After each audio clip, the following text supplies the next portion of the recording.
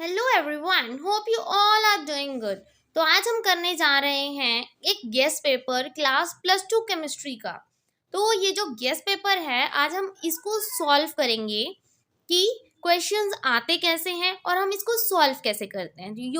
ये जो guest paper है वो पंजाब बोर्ड का है।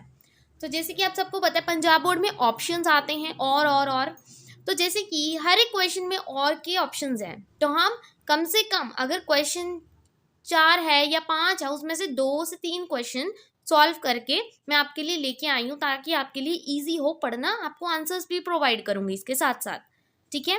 तो हम स्टार्ट करेंगे पहले क्वेश्चन से। तो पहले से लेकर 8th क्वेश्चन तक हम देख सकते हैं कि 1 मार्क्स के क्वेश्चन है, ठीक है।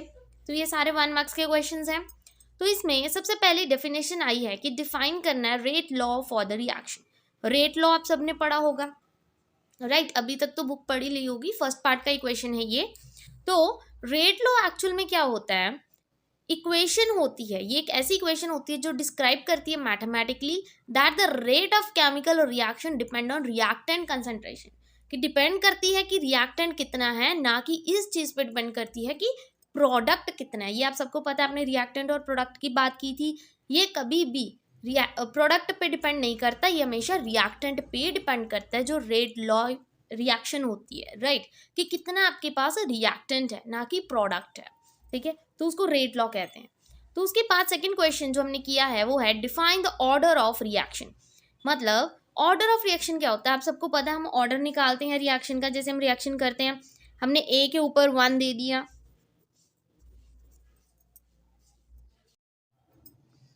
और बी के ऊपर जैसे आपने देखा कि हमने 2 दे दिया। तो ऑर्डर क्या होता है कि ये जो पावर्स होती हैं जब हम इसको ऐड करते हैं, कहने का मतलब 1 + 2, आपके पास ऑर्डर कितना आ गया 3, और ये होता है ऑर्डर। तो ऑर्डर ऑफ रिएक्शन एक्चुअल में क्या हुआ, it is a power dependence of rate on the concentration of each reactant.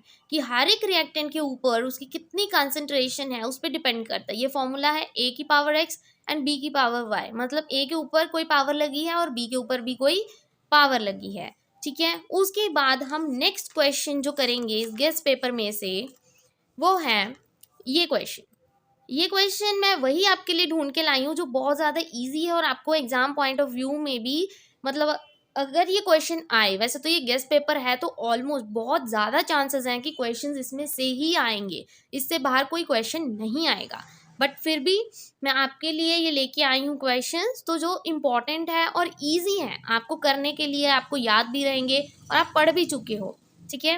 तो क्वेश्चन है name the sugar molecule present in DNA molecule. DNA आप सबको पता है डीऑक्सीराइबो न्यूक्लिक एसिड।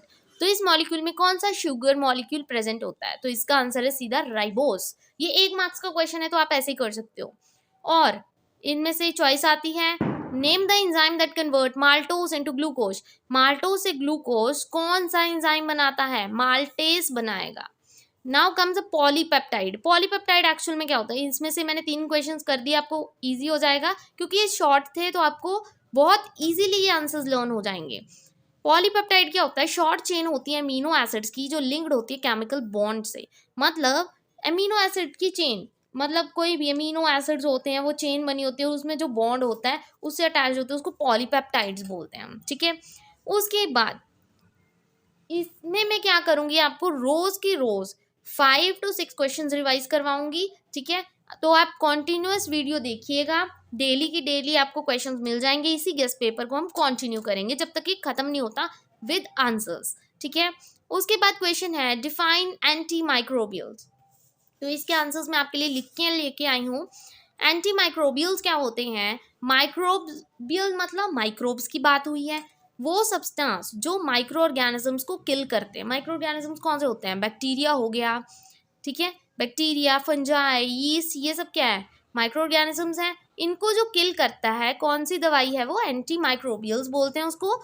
या ये क्या करता है, बैक्टीरिया को तो किल करता है या स्टॉप कर देता है them from growing and causing disease, या उनको रोक देता है ताकि वो बैक्टीरिया ज़्यादा ना बढ़े और कोई बीमारी ना फैलाए, वो होते हैं एंटी माइक्रोबियल्स। अब आते हैं नेक्स्ट क्वेश्चन की तरफ। Food preservative. फूड प्रिजर्वेटिव आप सबको पता है क्या होता है, प्रिजर्व करना मतलब बचाना। तो फूड प्रिजर्वेटिव क्या हुए, फूड प्रिजर्वेटिव जैसे कि कौन कौन से होते हैं, नमक हो गया, विनेगर हो गया, अल्कोहल हो गया, यूज टू प्रिजर्व फूड। जैसे आपको पता है आपके घर में अचार डालते होंगे, ठीक है, और जब अचार डालते हैं तो उसमें बहुत ज़्यादा नमक डाला जाता है, और जो उसकी बरनी होती है जिसमें आप क्या करते हो अचार डालते हो उसको अच्छी तरह सुखाया जाता है, ठीक है। उसमें सॉल्ट क्यों डाला जाता है और विनेगर क्यों डाला जाता है, ताकि वो अचार है जो ज़्यादा लंबे समय तक चले, ठीक है। और सबसे ज़्यादा कौन सी चीज़ यूज़ की जाती है, सोडियम बेंजोएट, ताकि माइक्रोबियल की जो ग्रोथ है, मतलब जो माइक्रोब्स है ना वहाँ पे, बैक्टीरिया, यीस्ट, वो सब ज़्यादा ना बढ़े और हमारा भोजन खराब ना हो, ठीक है। उसका नेक्स्ट क्वेश्चन आ जाता है एजियोट्रॉप्स। एजियोट्रॉप्स क्या होते हैं, उसके बाद हम करेंगे ऑस्मोसिस, और नेक्स्ट क्वेश्चन हम कंटिन्यू करेंगे नेक्स्ट वीडियो में। एजियोट्रॉप्स एंड ऑस्मोसिस ये दो करेंगे। तो एजियोट्रॉप्स क्या होता है, एजियोट्रॉप आप सबको पता है मिक्सचर होता है लिक्विड का, लिक्विड के मिक्सचर्स होते हैं बहुत सारे, जिसका क्या है बॉइलिंग पॉइंट हमेशा कांस्टेंट रहता है। क्यों, क्योंकि जो वेपर्स होते हैं ना उनकी कॉम्पोजिशन लिक्विड की तरह सेम होती है। जैसे लिक्विड है, आपने कोई गर्म करने के लिए पानी रखा तो उसके वेपर्स बन गए, राइट। ये है आपका बॉइलिंग वाटर, आपने गर्म करने के लिए पानी रखा और वेपर्स निकल गए। तो इनका कहने का मतलब है ये जो पानी गर्म हो रहा है और ये जो वेपर्स निकले, इन दोनों की जो कॉम्पोजिशन है वो क्या है, बराबर है। अब आते हैं नेक्स्ट क्वेश्चन की तरफ। नेक्स्ट क्वेश्चन क्या बोलता है, व्हाट इज ऑस्मोसिस। तो ऑस्मोसिस आप सबको पता है, जब वाटर मॉलिक्यूल्स मूव करते हैं हायर कंसंट्रेशन से लोअर कंसंट्रेशन की तरफ, उसको बोलते हैं ऑस्मोसिस। जब हायर कंसंट्रेशन से लोअर कंसंट्रेशन की तरफ वाटर मॉलिक्यूल्स मूव करते हैं उसको हम बोलते हैं ऑस्मोसिस। तो ये आपके 1-1 नंबर के क्वेश्चंस थे जो आपको प्रिपेयर करने हैं, और इसके आगे के जो क्वेश्चंस है ये आगे हम क्वेश्चंस कंटिन्यू करेंगे डेली के डेली। तो आप डेली आप मेरी वीडियो देख सकते हो और आपको ये आंसर्स मिल जाएंगे। और आज की वीडियो अगर आपको अच्छी लगी हो तो please don't forget to like and subscribe my channel.